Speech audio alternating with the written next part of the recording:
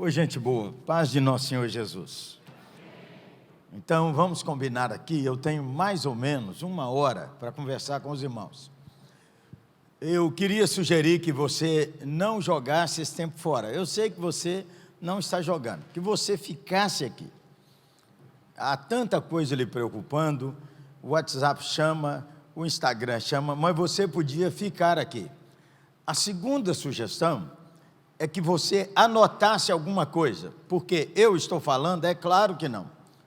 Você sabe que há muitas definições de pregação, mas a que eu mais gosto sobre pregação verdadeira, é quando Deus mistura as palavras dele com o pregador. Nem sempre acontece. O pregador prega sozinho. Segundo, pregação não tem nada a ver com eloquência. Nada. Eloquência é apenas um desejo humano sobre a comunicação. Isso não é pregação. Ah, fulano tem muita eloquência. Nós gostamos de ouvir, mas isso não significa que os não eloquentes não têm de Deus. É a primeira coisa para te descansar. E descansar todos nós. Todos nós temos acesso a essa possibilidade da eternidade invadir nosso ministério. Todos nós. Ao lado dessa definição, eu gosto de outra definição, que é a pregação é a mensagem através da personalidade. Você precisa compreender, então, 2 aspectos: a mensagem e sua personalidade. Você conhecer qual é a sua mensagem e o que está envolvido na comunicação dessa mensagem. Quando nós entendemos essas 2 coisas, nós aprendemos que nós passamos a brigar com 2 pecados de soberba. Quais são os 2 pecados da soberba? Comparação e competição. Comparação e competição são pecados da soberba. Pastores e qualquer área de atividade constantemente perguntam assim: qual é seu carro? Quantos membros tem sua igreja? Quando você arrecada? Qual foi sua última viagem? Isso tudo é da carne, isso não tem nada a ver com a vida de Deus. Então, a vida de Deus é diferente. O Dr. T.D. Jakes, uma das frases dele nessa frase é: as coisas começam em lugares escondidos. Ótimo para você e para mim, porque as coisas que mudam a história começam quando ninguém vê você orando. Começa quando você mantém seu lugar secreto. Então, nessa conversa de hoje, que continuamos lendo Jeremias 29. Então, irmãos, eu vou conversar com os irmãos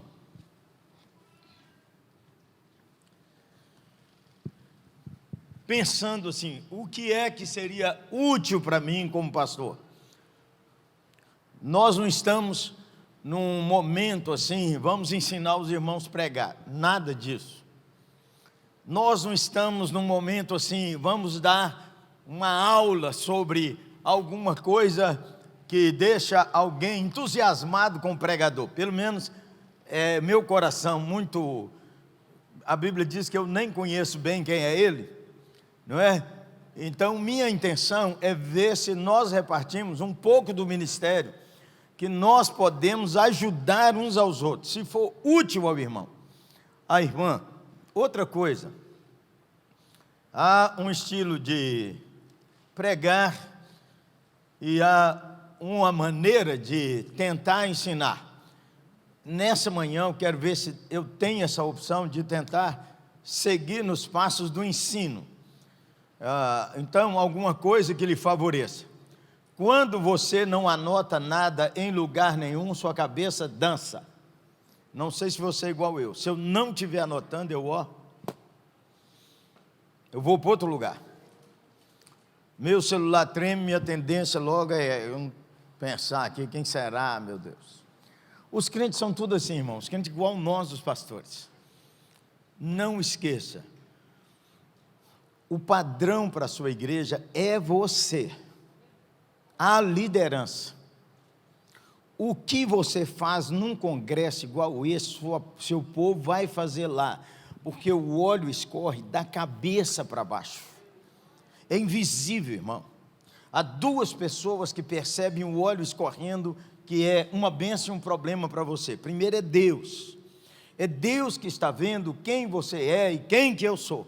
O segundo é o diabo que oprime a sua igreja. O diabo não vê seu coração, mas o diabo vê sua conduta, e o diabo já tentou gente melhor do que nós, como Paulo, Silas, esse povo todo que nós conhecemos aí.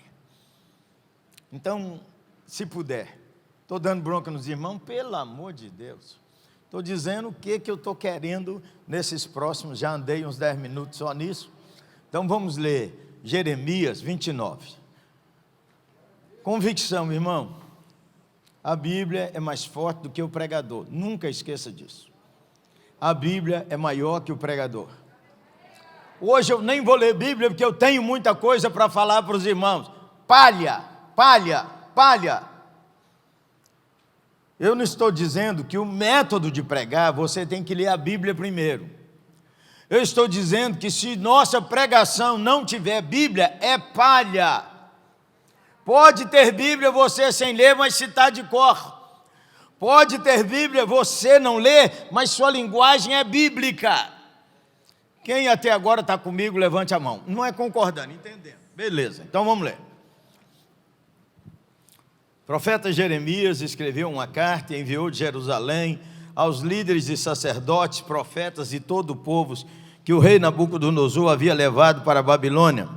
Isto aconteceu depois que o rei Joaquim, a rainha mãe, os oficiais do palácio e de outros oficiais de Judá, bem como todos os artífices e artesãos, foram deportados de Jerusalém.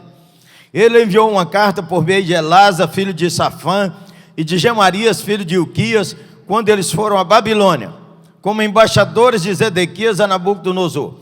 A carta de Jeremias dizendo: assim diz o Senhor dos Exércitos.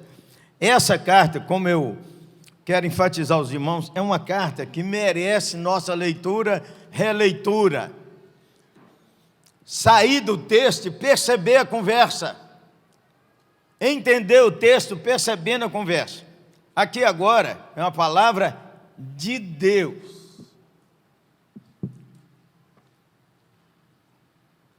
Como lembramos, na Bíblia nós temos palavra do diabo, palavra do homem, palavra de gente carnal, palavra de prostituta, mas nós temos a palavra que é direta da boca do Espírito, direta da boca do Senhor Jesus e direta da boca do Criador do Universo. O irmão T.D. Jakes enfatizou acreditar. Eu anotei essa palavra 7 vezes, ele falando acreditar, acreditar. Eu falei com Deus, eu preciso acreditar. Acreditar. Assim diz o Senhor dos Exércitos, Deus de Israel, a todos os exilados que ele deportou de Jerusalém para a Babilônia. Olha, no verso de número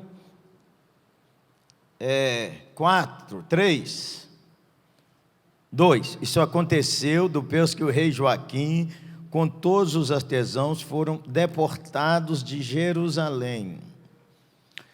Verso de número 1, e todo o povo que o rei Nabucodonosor havia levado para Jerusalém.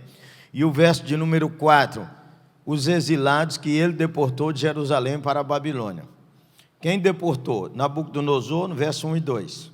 Quem deportou? No verso de número 4, Deus. Afinal, quem foi? Nabucodonosor ou Deus?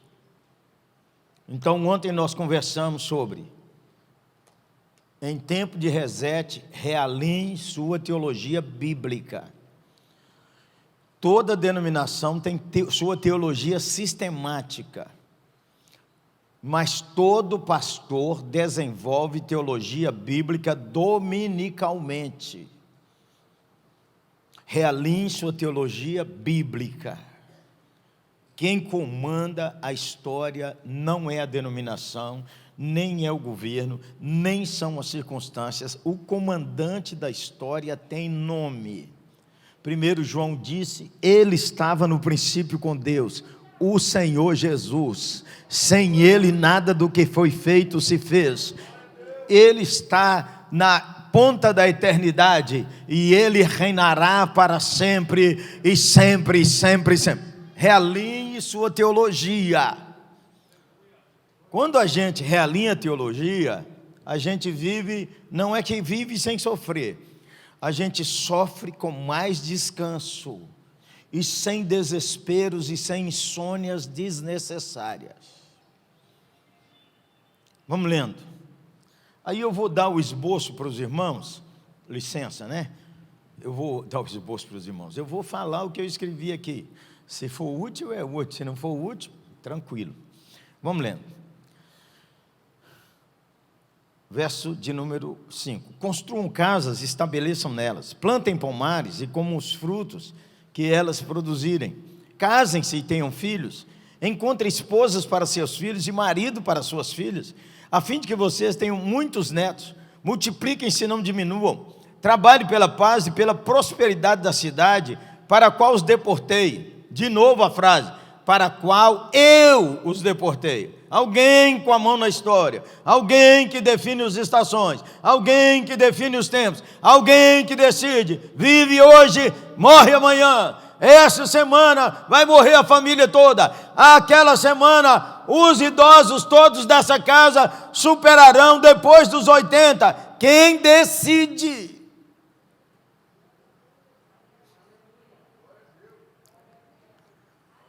Essa questão de acreditar que é assim muda a nossa história, irmão. Muda a nossa história. Vamos embora. Trabalhem pela paz e pela prosperidade na terra, na cidade para a qual vos deportei. Orem por ela ao Senhor, pois a prosperidade de vocês depende da prosperidade dela. Pausa de graça fora das anotações minhas. Não ore só para os crentes prosperarem, ore para o incrédulo prosperar. Ore para que não falte pão na casa do incrédulo. Ore para que não falte pão na casa do seu vizinho. Ore para que sua cidade prospere, porque a prosperidade da cidade não depende só dos crentes, depende da cidade.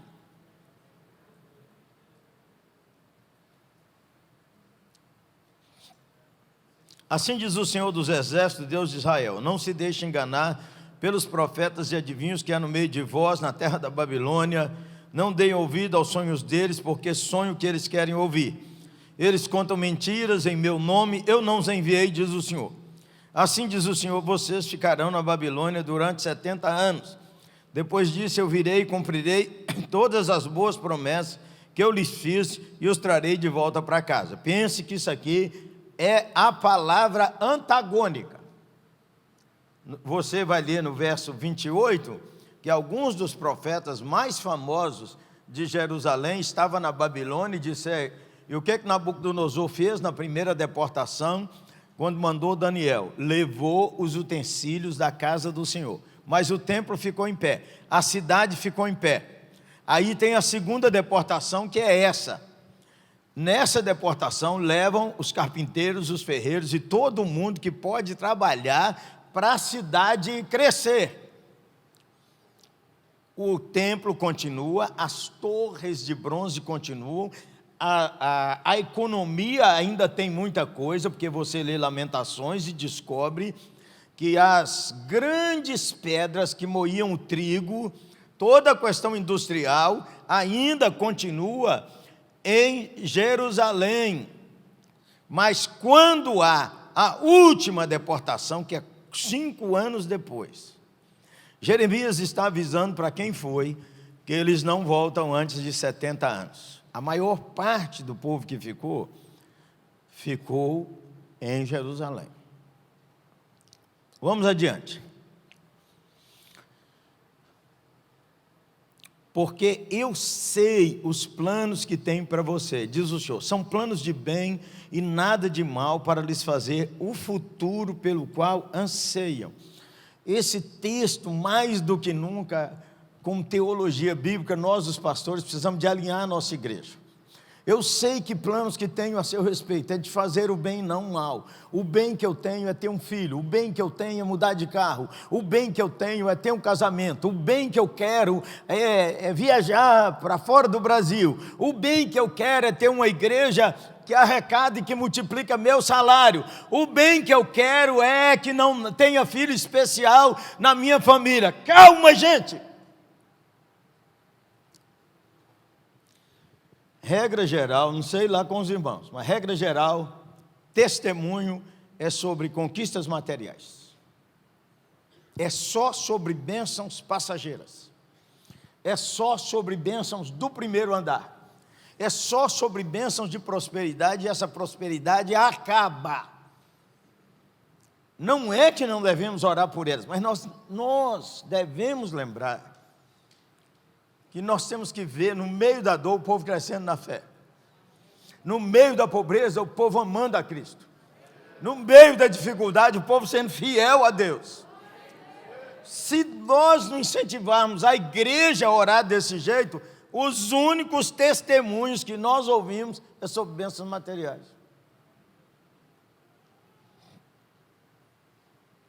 E nós vivemos nessa angústia no tempo do Covid. O irmão chega e diz, nós fomos livres do Covid. O outro irmão dali chorou a morte da família inteira.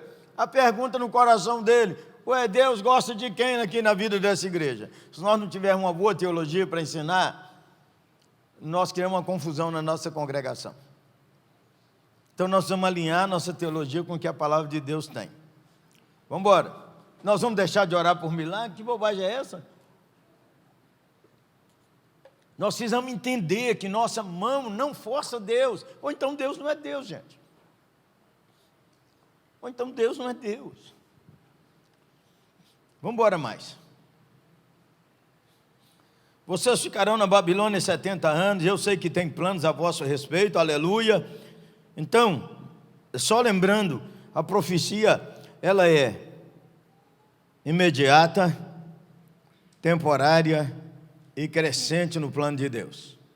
A promessa é para mim, a promessa é para o outro irmão, a promessa é para o corpo e a promessa é dentro do plano de Deus.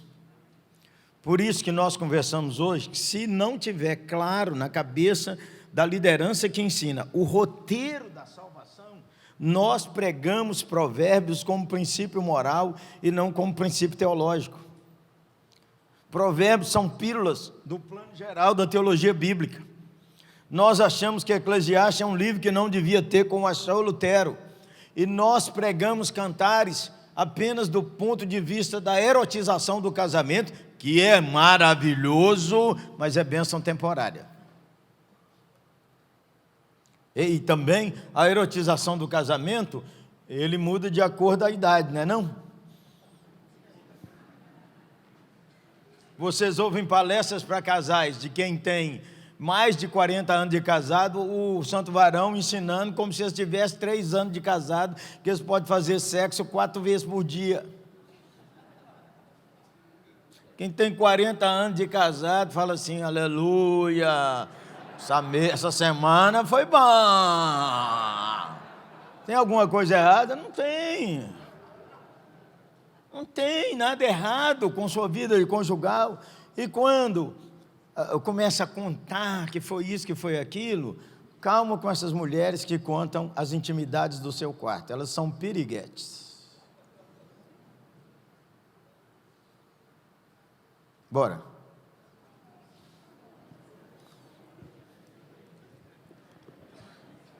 Naqueles dias, quando vocês clamarem para mim, em oração os ouvirei. Buscar-me-eis e me achareis, se me buscares de todo o vosso coração. Serei encontrado de vós e mudarei a vossa sorte, tá bom? Então vamos lá. Quando acontece um reset, eu escrevi aqui 8 coisas. Eu vou dar então o roteiro das 8 coisas para os irmãos. Quando acontece um reset? Primeiro eu falei ontem, realinhe sua teologia bíblica. Realinhe sua teologia bíblica. Põe na cabeça do povo o caráter de Deus, os atributos de Deus, a fidelidade de Deus, o poder do Deus, substância quem Deus é Ele que garante. Leia Colossenses, Ele estava lá antes do princípio de todas as coisas. É Deus quem busca o homem, não é o homem quem busca Deus. Adão esconde, Deus vai atrás. Tem aquela confusão lá, Deus levanta 7. Tem outra confusão. Você sabe que Gênesis são períodos enormes da história. E Deus vem buscar Abraão. E Abraão não é judeu, Abraão é idólatra. Acalme-se. A moça maior baladeira de hoje pode ser a mulher de Deus mais exponencial dos próximos 30 anos. Aleluia!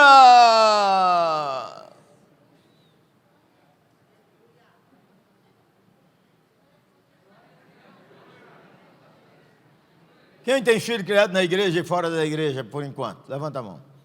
Filho criado, levanta a mão assim, ó. Conhece alguém, quantos pastores e líderes tem aqui, que há muitos meninos criados na igreja que sumiram? Levanta a mão alta assim, ó. Não deixa a igreja falar mal desses meninos. Eles são filhos nossos.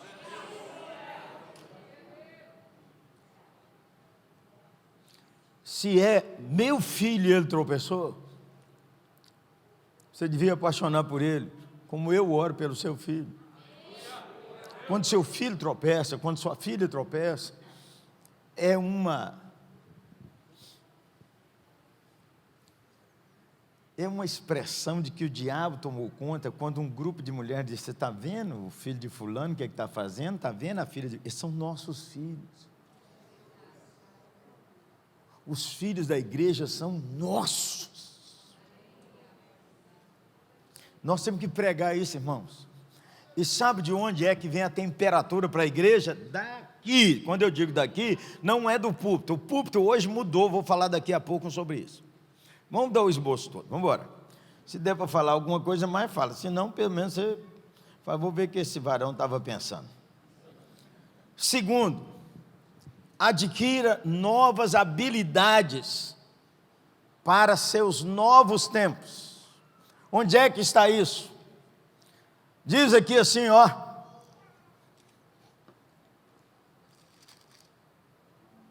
plantem pomares e colham dos seus frutos. O clima na Babilônia é diferente, a terra é diferente. O que dá na Babilônia não é o que eles estão acostumados a plantar.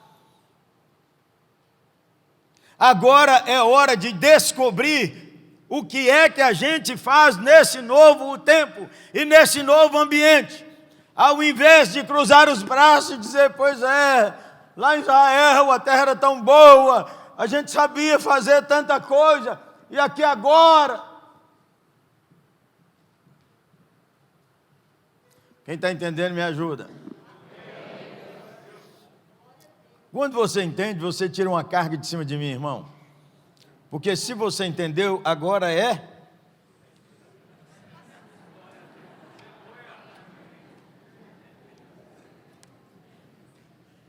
Desenvolva novas habilidades.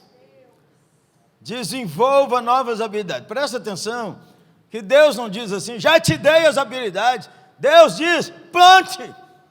Eu não sei plantar nessa terra. Eu nem sei qual é a semente aqui. Pergunte, pesquise, descubra. Se vira, Zé.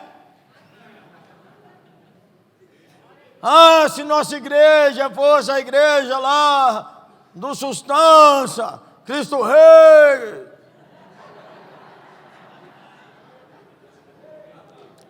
Ô Zé, você não está lá. Não, aí pastores enganam ele mesmo, dizendo assim: se eu estivesse lá, o ministério meu seria melhor do que o cara que está lá. Você está por fora, Zé. Você não está lá. Você está onde você está, por isso que está desse jeito onde você está.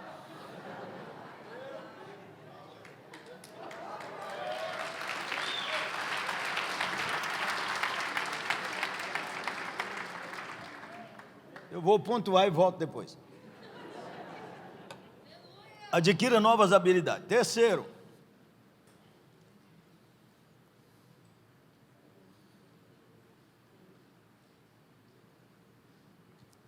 crie beleza ao seu redor.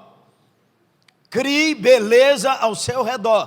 Plante uma árvore.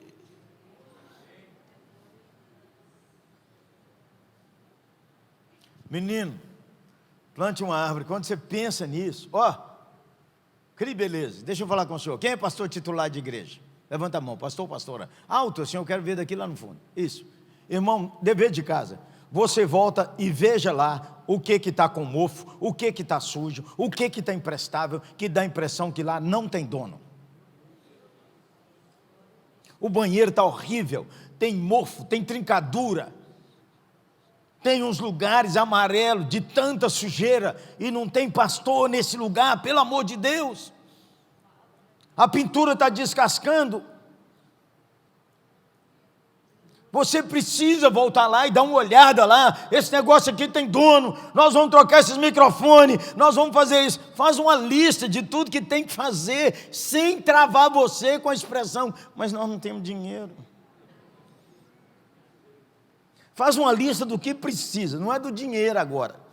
Porque fazer essa lista não tira pedaço. Fazer essa lista não gasta um centavo. É só coragem.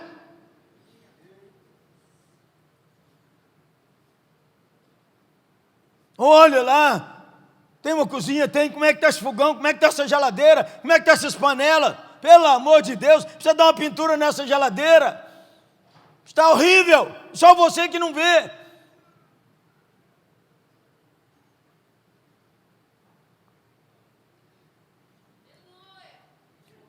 Dê uma olhada nos brinquedos do departamento infantil.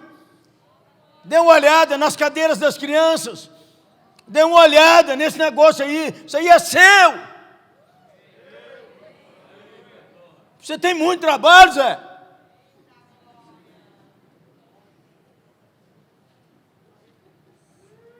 Bora. Só estou dando esboço.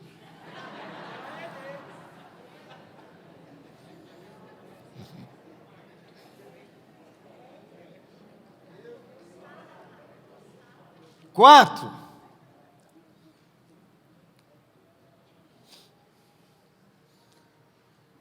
Creia que Deus quer prosperar sua vida, sua família, seu povo e sua cidade. Trabalhe para isso. Quando estuda prosperidade, tem a ver com dinheiro, mas não é dinheiro. Tem a ver com dinheiro, mas não é dinheiro. Uma igreja com um culto lindo é uma igreja próspera, gente. Bora, vamos mais adiante. Talvez até dê tempo uma coisa aqui que passou no meu coração agora. Eu estou em qual aí? 4 ou 5? 5. Transforme famílias de maneira intencional.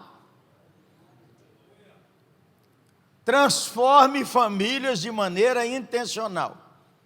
Casem seus filhos. Essa é uma frase que dá um nó na minha cabeça. Por quê? Tem mulher para casar esses meninos com todo mundo que foi deportado, ou tem que casar na Babilônia? E eu não tenho resposta para essa pergunta. Quando o irmão tiver, posta para mim no Instagram.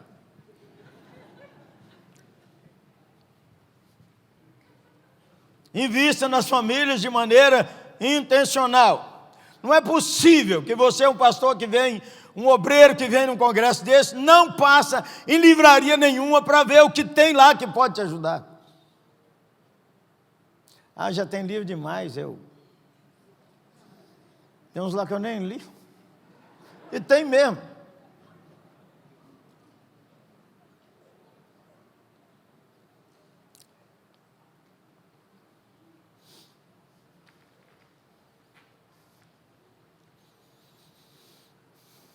Intencional.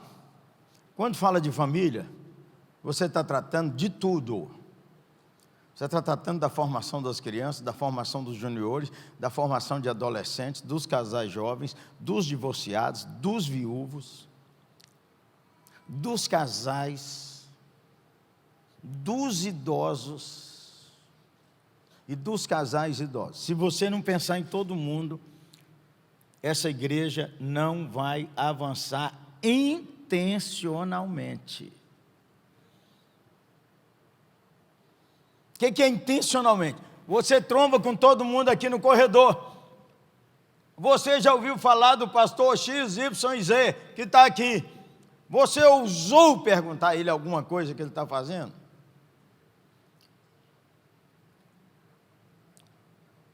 Irmão, nós os pastores e líderes precisamos perguntar a quem está fazendo uma coisa de bom. Eu sou presbiteriano. Irmão, já viajei o outro lado do mundo para pesquisar igrejas que estavam crescendo. Pense você se eu não mandei espião na Lagoinha, na Batista do pastor Jorge Linhares, se eu não mandei espião na Batista Central. Você está doido? Preciso saber o que está acontecendo e o que eu posso aprender.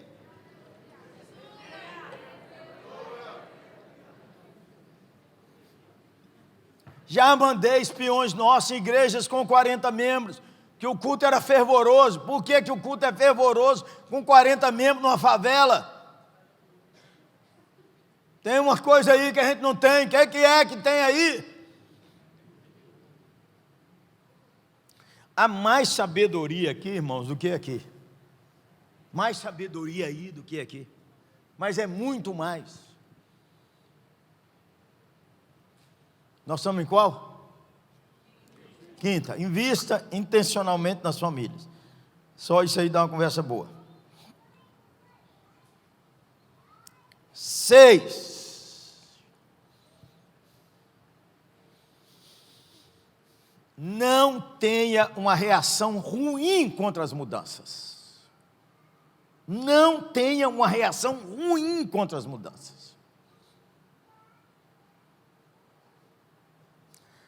Vamos conversar um pouquinho, se der tempo, sobre pelo menos umas 12 mudanças que a igreja vai passar e já está passando. Uma delas, o coral está acabando.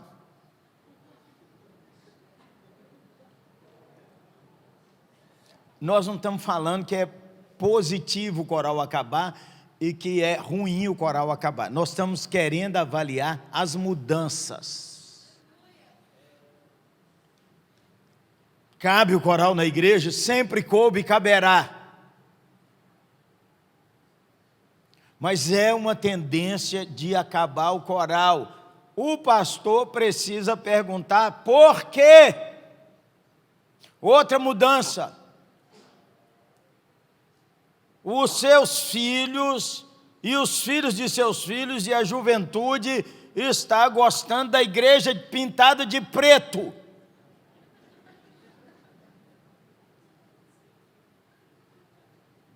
Se é uma coisa ruim, não estou falando isso. Se é uma coisa boa, também não estou falando isso. Eu quero que você pense para analisar a tendência. O que pode, o que não pode. Não é isso. Nós estamos mexendo com estética. Estética é diferente de teologia. Pastores confundem estética e teologia. Isso aqui é estética, irmão. Isso aqui é estética, irmão.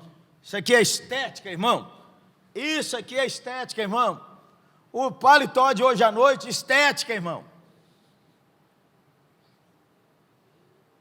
Se você misturar estética e teologia, sua cabeça pira.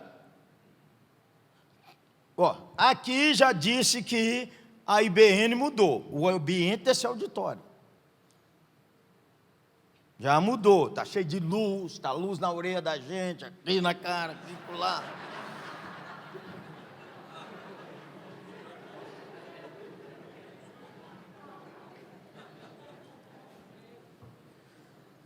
Quem está achando que eu estou criticando, levanta a mão. Eu não estou criticando, eu estou querendo que você abra os olhos. Que você perceba. Não fique contra as mudanças. Faça as mudanças que favorecem o impacto da mensagem.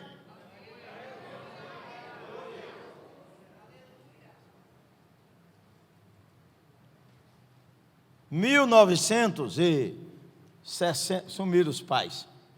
1960 e poucos pais eles não cantavam cânticos, eles cantavam hinos do cantor cristão. E foi naquele tempo surgiram hinos como o do mestre Rosenwald. Hino, não tinha palma, não tinha nada disso. Hino e coração, hino e Deus na alma. Aí você não pode substituir a vida pela estética. A estética fala para a comunidade o que é que nós estamos pensando. É só uma pílula. Vamos embora, se der tempo, conversamos mais. Estamos na 6 ou 7? 6. Agora é a 7ª. 7ª. Trabalhe para elevar as novas gerações.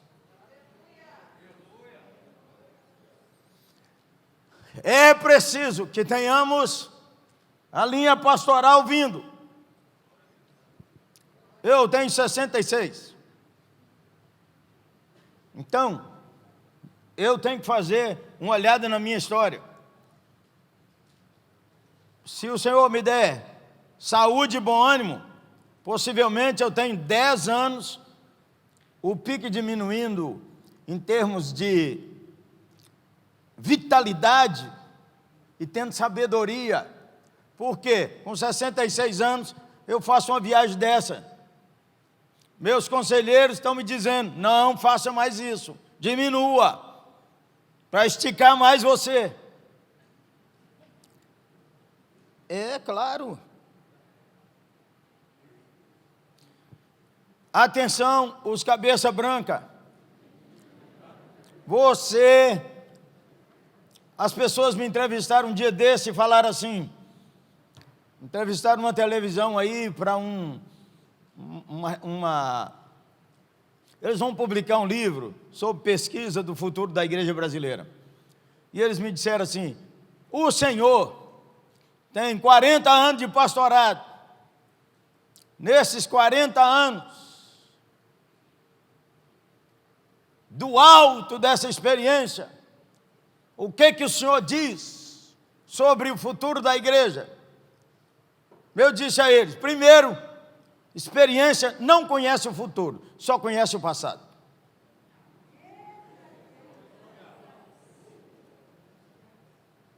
A experiência não sabe o futuro. Isso é ruim? Não. A outra coisa, Zé, é que eu vivi, você não sabe se você chega.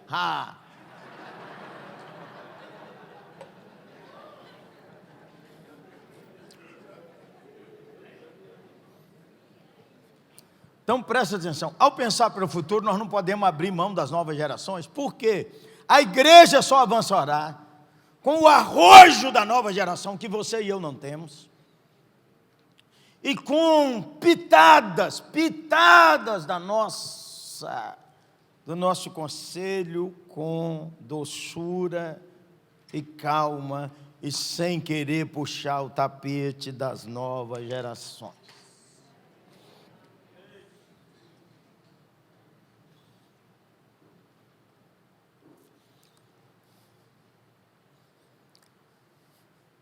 Sétima. Oitava? Oitava, menino. Se você for Belo Horizonte, não for oitava. Oitava.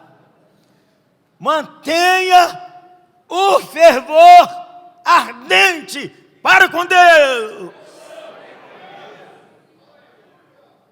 Buscar-me-eis e me achareis, quando me buscardes de todo o vosso coração. As gerações precisam aprender isso. Bem, conversa com os pastores. São 10h35. Aparentemente, eu tenho 25 minutos. Nós podemos, então, fazer uma coisa assim. Se o pastor Paulo, cadê o pastor Paulo? O dono do negócio aqui. Daqui para cá, um irmão que levantar a mão ou uma irmã tem direito a uma pergunta. Daqui para cá, uma pergunta. Dou-lhe uma, dou-lhe duas, dou-lhe três, 100 perguntas. Os irmãos aqui desse bloco têm direito a uma pergunta, quem quiser. Só levantar a mão e fazer a pergunta. Não há perguntas erradas, os irmãos sabem disso. Irmão, aí, por favor, fique em pé por gentileza e fale. Como conciliar essa questão estética, que é tão importante para essas novas gerações, com os fundamentos da palavra de Deus, sem deturpar essa palavra, sem negociar os fundamentos? Ok. Como lidar com a estética e a teologia? Primeiro tem que ter teologia, gente. Segundo, toda mudança na estética provoca reações no tradicionalismo. Estou falando da tradição, do tradicionalismo. O tradicionalismo é aquele negócio de ontem que foi tão maravilhoso e que você não pode mexer nele hoje.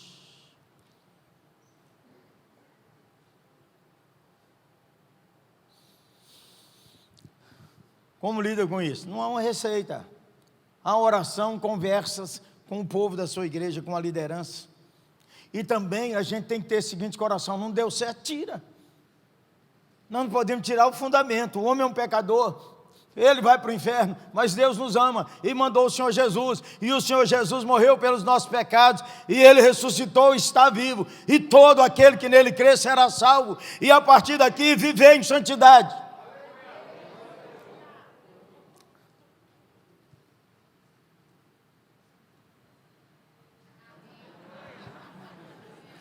Então, nós podemos pintar essa parede de preto? Bom, vamos ver. Não, pintar de preto não pode, mas pode pôr uma cortina preta para o culto dos jovens, sem problema. Deixa o pau quebrar e põe as luzes. Pode? Ó, nós vimos isso lá na convenção.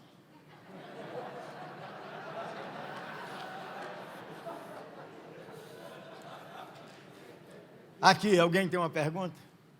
Dou-lhe uma. Pois não, Santo Varão.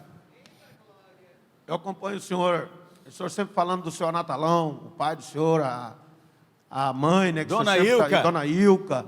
E o valor que eles passaram para o senhor e que o senhor vem desenvolvendo durante esse tempo. E nós não estamos vendo essa transição, como o senhor disse aí. O que o senhor diria aí que seria mais eficaz para a gente praticar, para que essa transição seja menos dolorosa? Primeiro, creia nos jovens, creia nos adolescentes, creia nos adolescentes e nas crianças. Quando eu assumi o pastorado, quando eu cheguei na 8ª, licença, irmãos, toda igreja é uma igreja em crescimento, não há igrejas pequenas. Você tem que ler isso lá no meu Coragem Líder. Não há igrejas pequenas. Toda igreja é uma igreja em crescimento. Nós tínhamos menos de 100 pessoas. E eu queria visitar. Crer nos jovens, crer no povo da igreja, crer nos idosos. Eu queria visitar, mas os presbíteros não podiam. Homens casados não podiam. Eu perguntei aos pais: eu posso levar 2 adolescentes comigo para visitar? Os meninos iam comigo, eu fui ensinando a eles. Fazia visita, orava. Visita pastoral é diferente de visita para tomar cafezinho. Tem visita que deve tomar cafezinho, mas tem visita pastoral. Então os meninos iam comigo, aí ia ensinando os meninos. Ó, nós vamos ler o Salmo 27 aqui e vamos orar. Eu vou orar. Segunda visita, nós vamos ler o Salmo 27 e nós vamos orar. Terceira visita, eu vou ler o Salmo 27 e explicar, você faz uma oração breve. No outro lá, você vai ler o Salmo. E à medida que a gente vai fazendo, vai ensinando. Vamos chamar um jovem para participar da direção de culto. Ensina ele como é que fala, ensina ele a linguagem, ensina ele a ministrar a oferta. Dê uma oportunidade.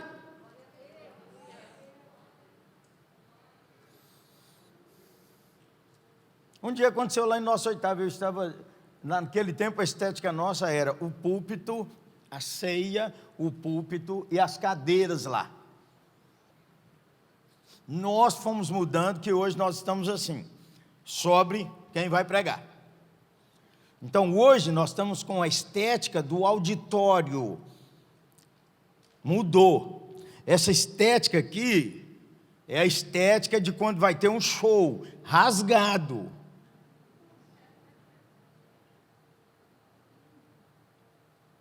Está ruim. Ninguém está falando isso. Nós estamos analisando. Tem que deixar, tem que trazer os meninos. Tem que ajudá-los. Olha, a nova geração hoje é que sabe mexer com isso, irmão. A pastorada, tudo aqui é analfabeto digital. Analfabeto. Quando vai tirar foto, você descobre que o cara é analfabeto. Ele fica assim.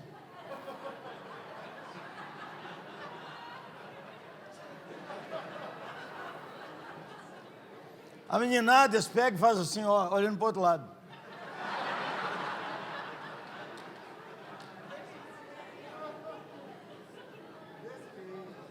Chama os meninos para ajudá-lo nas mídias sociais. Irmão, é uma vergonha. Igreja que não tem mídia social, é uma vergonha. Pastores que não transmitem o culto, é uma vergonha. Que sua igreja não tem um Instagram, é uma vergonha. Que não tem um Facebook, é uma vergonha. Que você não tem uma internet boa para transmitir as coisas extraordinárias que você faz, é uma vergonha.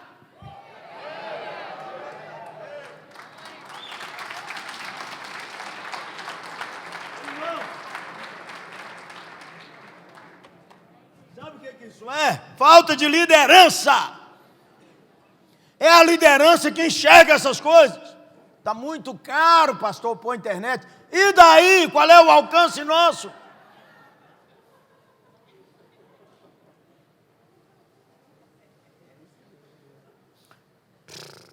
O problema, meus filhos dizem que quando eu animo é complicado. Uma pergunta aqui, irmãos. Se tiver, se não tiver, tranquilo. Dou-lhe uma, dou-lhe duas, dou-lhe três. Uma pergunta aqui, irmãos. Dou-lhe uma, lá atrás, ali tem, agora encheu, menino, o auditório. Acho que tem 2 ou 3 ali. Quem levantou a mão, pergunte. Graças a Deus, pastor. Eu não sou líder de igreja, não, sou membro. Eu gostaria que o senhor, se o tempo permitisse, falar um pouquinho como é que a gente pode abordar os colegas, dentro da família mesmo, essa questão de liberdade de gênero sexual. Sem perder a amizade, sem perder o contato com a família. Ok. Hoje, essa tensão da ideologia de gênero, é isso que a senhora perguntou? Sim. Isso. Precisa estudar isso na igreja, irmãos.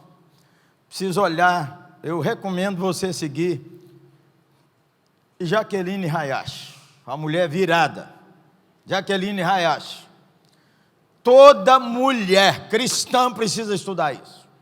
E toda mulher abaixo de 30 anos tem que saber sobre isso. Tem que estudar.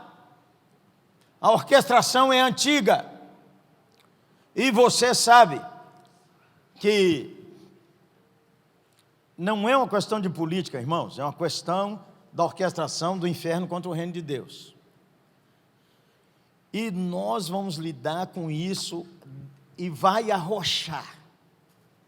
Vai arrochar. Pastores, depois eu posso até dar uma bibliografia. Você poderia também seguir lá, @Bruno Calel Barroso.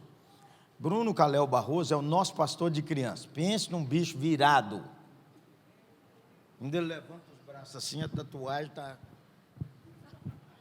Essa é outra questão. Então, você precisa estudar. Com os parentes, você não tem que convencer ninguém. Você deve dar a sua opinião com amor. Como é que hoje nós estamos nessa batalha intensa. Alguém da família diz assim, eu sou mulher, não sou homem. Nasceu homem. Rasgado aqui para nós. Nós fomos formados, como a maioria que tem acima de 40 anos, nós fomos formados que o pecado que a gente sabe trabalhar contra ele é adultério, mas não sabe trabalhar contra homossexualismo. O adultério a gente considera que é um pecado dentro da normalidade. O cara adulterou com a mulher, pecou, mas ainda bem que era mulher. O pastor pensa. Pecou, ainda bem que era com outro homem. O pecado é o mesmo, a condenação é a mesma. E o alvo de Deus, ao tratar a disfunção sexual, não é que a pessoa sai daqui e vem para cá. É que aqui ou aqui, ele é de Cristo. Não, mas se ele converteu mesmo, ele vai parar com trejeito. Isso é outra caminhada. Então precisa estudar, pastores, precisa estudar, precisa fazer uma conferência sobre isso.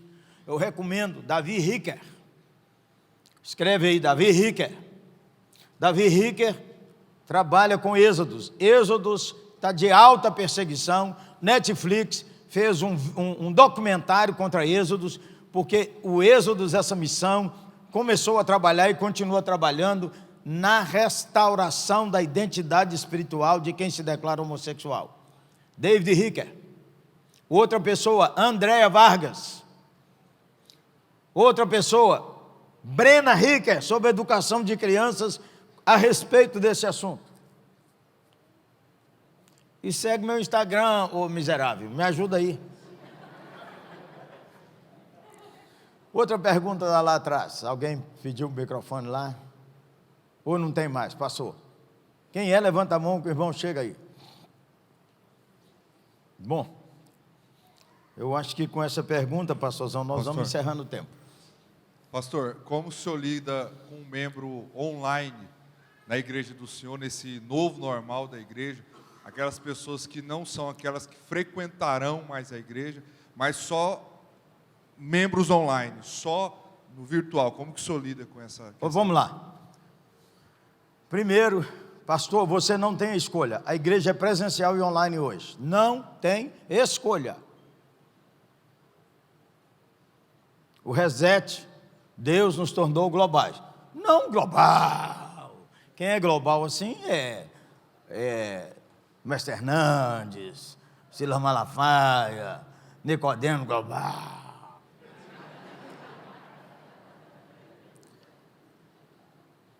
Então, o que acontece? Quando houve a pandemia em 2020, eu chamei nossa equipe pastoral, 14 pastores, e disse assim: nós precisamos ser no atacado e no varejo. Pastor, se você não estiver trabalhando no atacado e no varejo, você acorde. O atacado é o quê? Você tem que pôr a cara nas mídias sociais. Adquira novas habilidades. Está cheio de curso no YouTube. Os meninos da sua igreja sabem mexer com tudo isso. Chame-os. Faça uma mentoria inversa. O que é mentoria inversa? Chame os adolescentes e diga para eles o que essa igreja precisa melhorar. Ouse. Eles vão dizer um punhado de coisa linda e vão dizer bobagem também. Igual você e eu.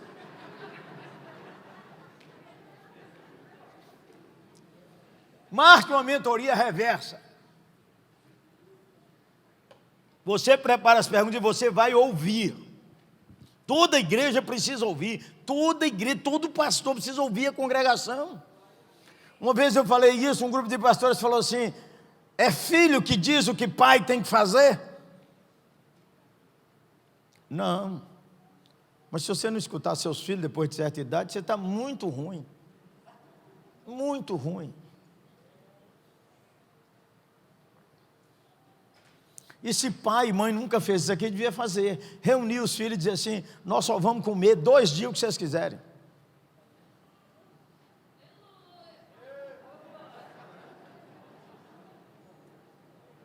Chama a sua família, pergunte para ela no início do ano, ou agora, onde eles querem passear. Família participa, todo ano eu faço isso com Claudinha. Claudinha, onde você quer ir passear no mundo? Escreve 5 cidades. Eu tenho dinheiro? Não, eu sei orar, irmão.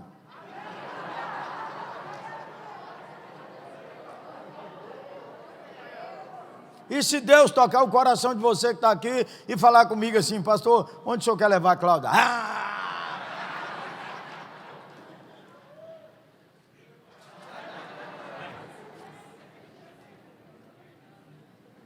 Dinheiro não deve travar o pastor, porque ele conhece o dono do banco, cujo nome é Jesus de Nazaré.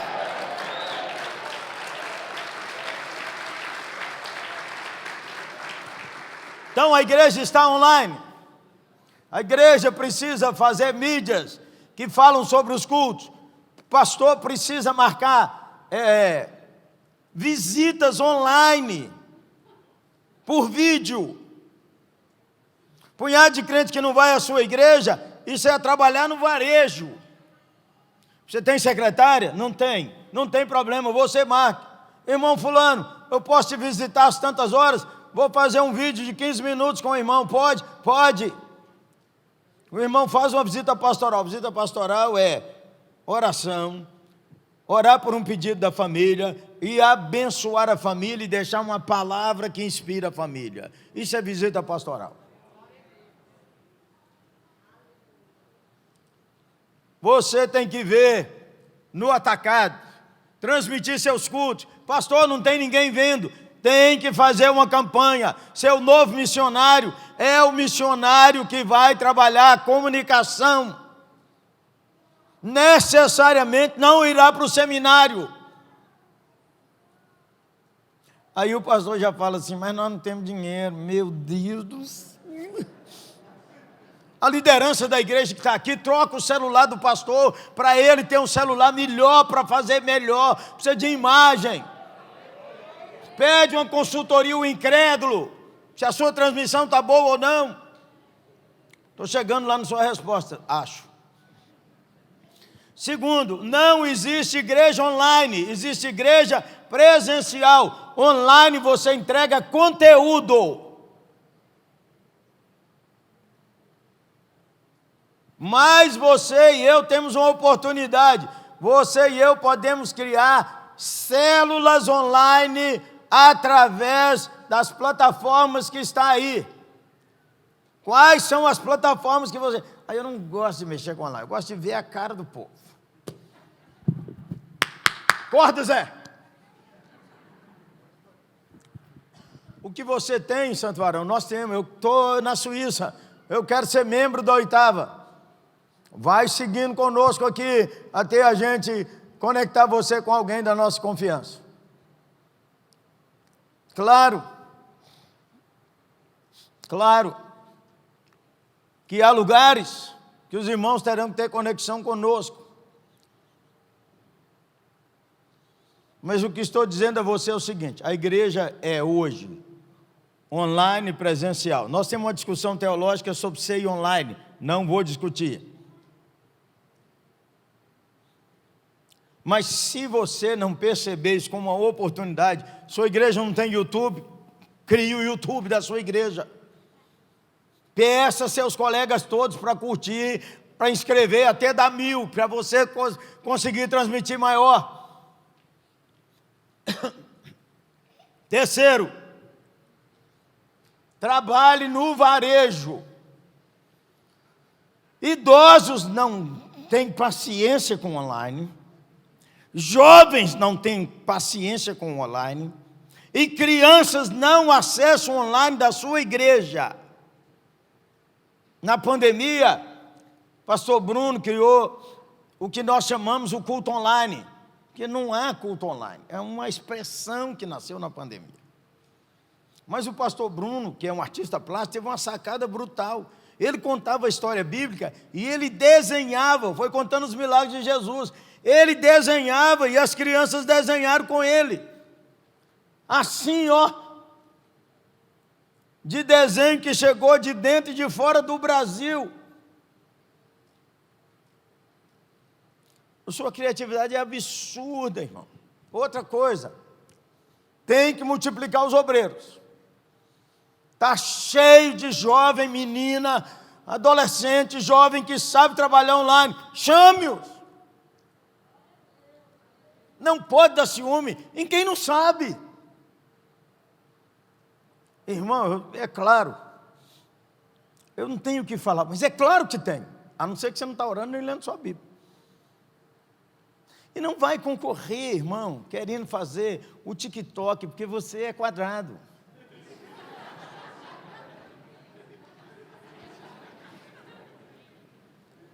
Põe uma linha, fala com a sua igreja, apoie a nossa igreja.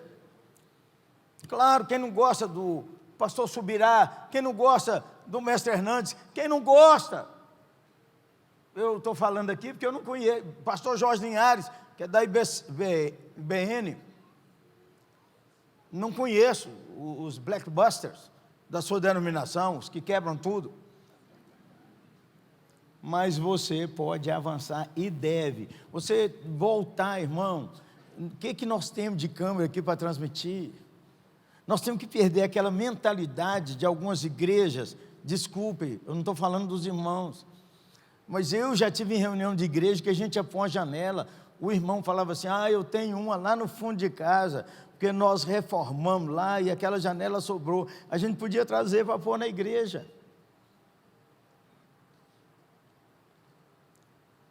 Que isso, irmão, não comprou uma janela nova, por que você comprou para sua casa e não pode comprar para aqui? Outra coisa, irmão, esse é um tempo da solidariedade, de cuidar do pobre. Eu passei nessa cidade, eu vi venezuelanos aqui com uma placa, a igreja tem que ir para cima, no mínimo conversar, parar e olhar essas pessoas.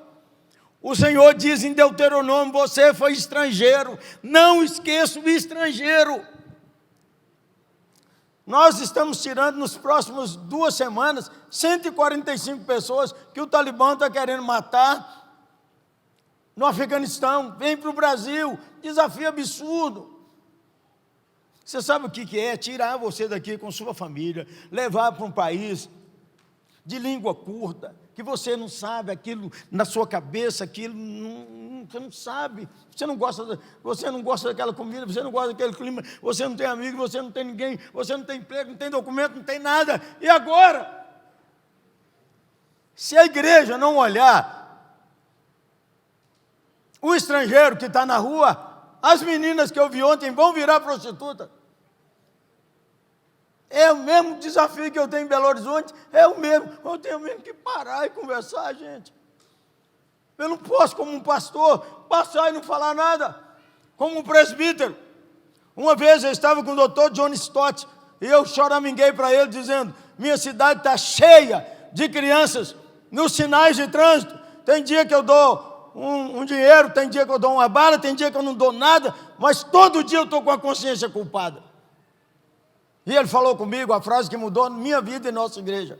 Você não pode fazer tudo, mas você não pode ficar sem fazer nada. Escreve aí, ó. Escreve aí nas suas anotações, melhor no seu coração. Você tem que voltar para a sua cidade e olhar uma necessidade na cidade e pular na enchente. Você não pode fazer tudo. Seja parceiro de quem cuida de mendigos, seja parceiro de quem cuida de drogados, seja parceiro, arrume parcerias.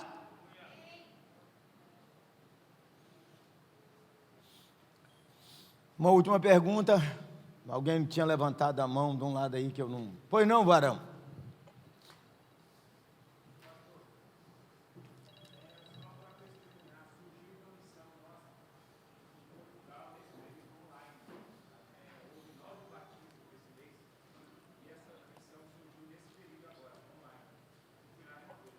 Amém, obrigado, irmão. Irmãos, Deus fez todo mundo global. Isso foi bom e foi ruim. O que foi bom? Que você prega para quem nunca imaginou que ia pregar. Se você trabalhar direito com a sua comunicação, você precisa criar aí, irmãos, é a estrutura e o corpo. Você não pode fazer tudo. Então, vamos criar aqui um grupo de voluntários da comunicação. Pense, chame quem quer mexer com isso na sua igreja. Organize, essa é a estrutura da organização, pensando em melhorar o corpo.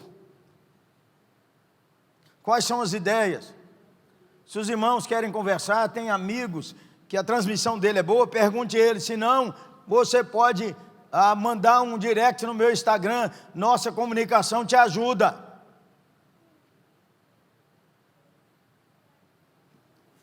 Segundo, irmão, pense que você precisa gastar dinheiro nessa área da igreja. Sua internet tem que melhorar, suas câmeras têm que melhorar, seus microfones têm que melhorar. Nada disso custa pouco, mas esse não é um ponto. O que faz é o que o T.D. Jakes te falou: acredite que Deus põe a mão em você.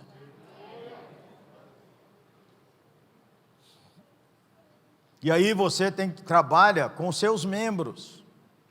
Irmão, quem tem aqui abaixo de 100 membros, levanta a mão. Abaixo de 100 membros, levanta a mão. Quem tem abaixo de 200 membros, levanta junto a mão com os de 100. De 200 membros para baixo, levante a mão alto assim. De 300 membros para baixo, inclusive os que já levantaram, levanta para mim. Alto, alto, alto, alto, alto. Só para mim ter uma visão, ok. Quem tem entre 400 e 500 membros? Quem tem acima de 600 membros? Então, irmãos, veja você. A média nossa aqui é 300 membros para baixo. Se você tem 300 membros, você tem 100 famílias. Se você tem só 3, pai, mãe e filho. Se você tem 300 membros e tem 100 famílias, sua liderança, você e sua liderança, pode visitar as 100 famílias em um mês. Da sua volta. O que você tem que voltar lá então e fazer? Criar uma esperança nova. Como é que eu vou visitar quem não recebe? Não tem quem toca um violão, não? Claro que tem. Chamei os pastores jovens. Eu não podia ir naqueles dias. Chamei os pastores jovens, os cantadores. Família tal, família tal, família tal. É para ir lá e tocar um hino. Tem que lembrar, quem tem mais de 60 anos, não gosta desses cânticos de hoje, gosta de hino. Vamos lá, ensina essa meninada a tocar. Firme nas promessas do meu Salvador. Nós fomos para o passeio, para a calçada. Começamos a tocar. O prédio de 10 andares, as janelas abriram e iluminaram. O que não funciona é você não fazer nada. Tem gente que diz, isso não funciona hoje. O que não funciona é não fazer nada.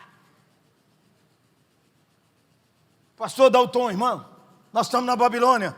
Nós vamos virar o jogo na Babilônia. Nós vamos mudar a Babilônia.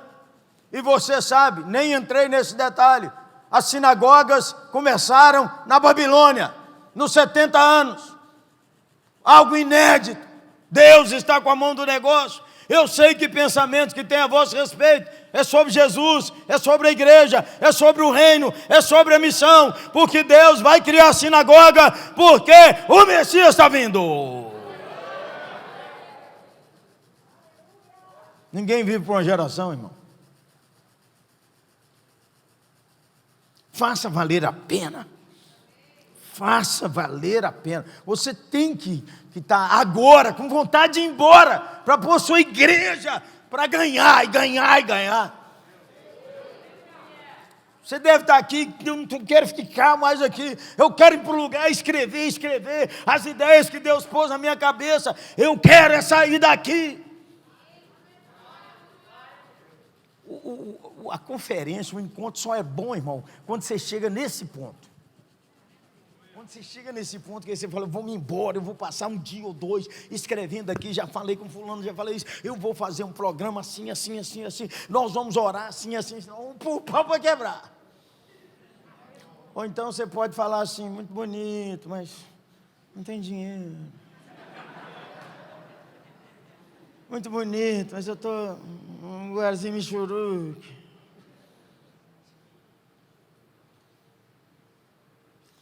Muito bonito, mas Só funciona na oitava. Muito bonito.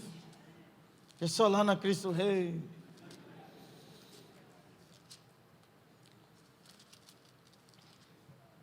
Era o 15º ano do reinado do imperador Tibério César. Pôncio Pilatos era governador da Judéia.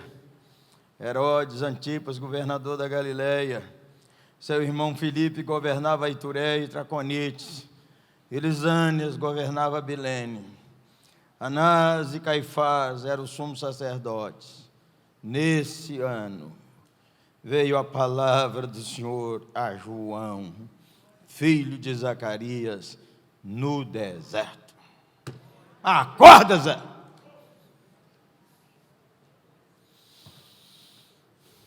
O Deus não pode mandar a palavra lá onde você está.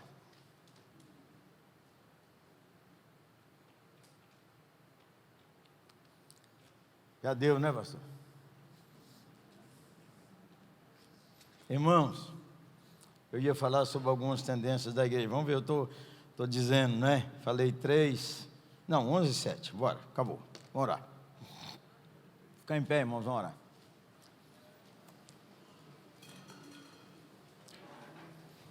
Irmão, quem já tem assim, o coração cheio, querendo um tempo novo assim, já pensando em umas coisas que você podia fazer, levanta a mão. Levanta alto, assim, as duas. Para vocês, ó. Levanta a mão aí, irmão. Ora por isso que você levantou a mão.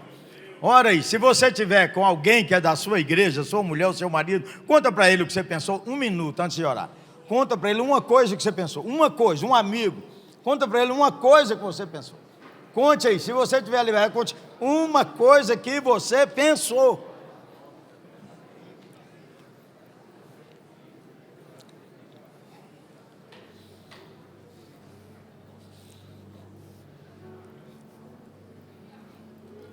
Quatro perguntas específicas. Irmão, quem já lembrou que tem que mexer alguma coisa na estrutura física do templo, porque já deu, tá? Muita vergonha. Quem pensou nisso, levanta a mão assim, ó. Levanta a mão, irmão. O primeiro a contribuir tem que ser você. O primeiro, a liderança dá o tom. Converse com sua mulher, converse com seu marido. Quem pensou em que tem uma coisa no Ministério de Crianças urgente que tem que melhorar, levanta a mão. Levanta a mão, irmãos, alto. Irmãos, toda igreja que investe no Ministério Infantil atrai famílias que não sabem o que fazer com seus filhos.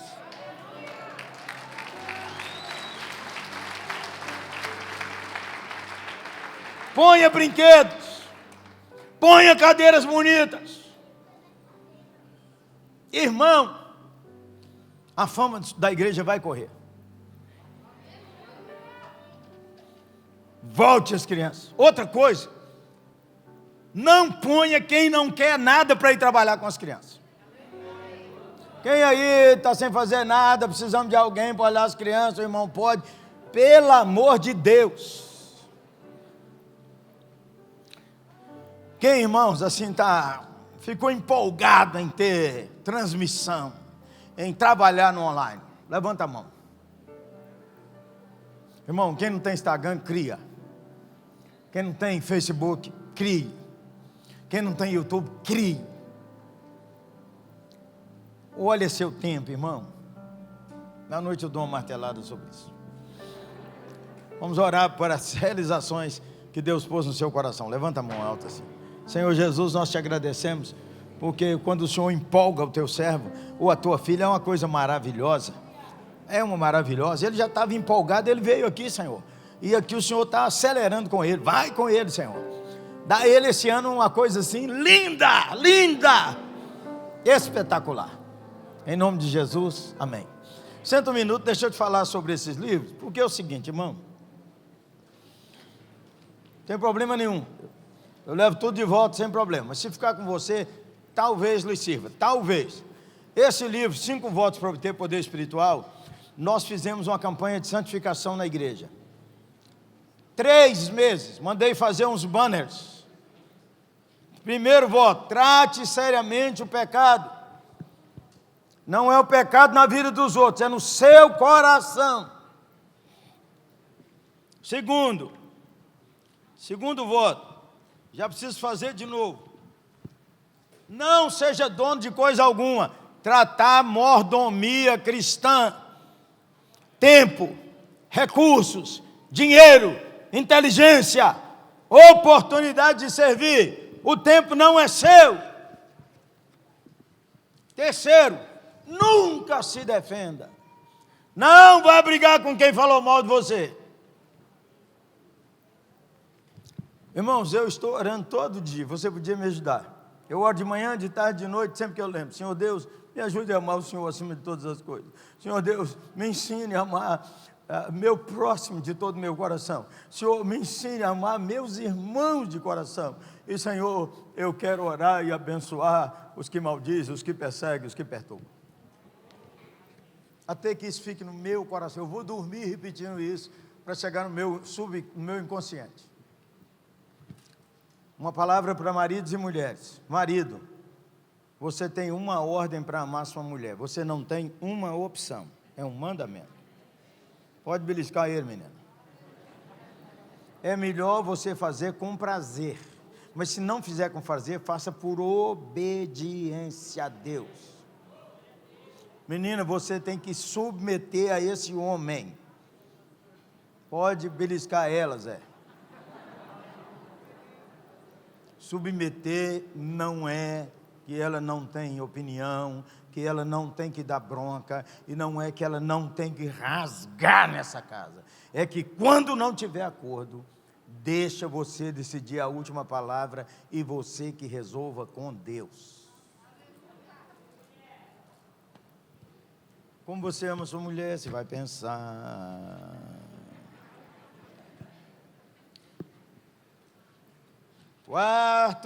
Quinto voto.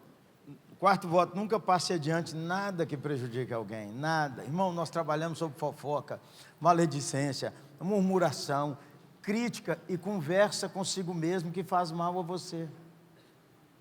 Você está passando para você o que uma pessoa falou mal de você. Como é que a pessoa podia falar isso de mim? Como é que ela podia falar isso de mim? Você está passando para frente algo que te prejudica. Recomendo. Esse livro do Avivamento, falei ontem. Pastores, algumas das ideias que eu compartilhei aqui estão nesse livro, Coragem Líder. E esse livro é um livro que eu escrevi para quem passou o divórcio, passou o luto, ou para alguém que quer recomeçar. Recomeçar. Irmão, à noite nós tiramos esse tempo. Prega menos. Obrigado, irmãos. Deus abençoe. Obrigado, Santo Varão. Deus abençoe.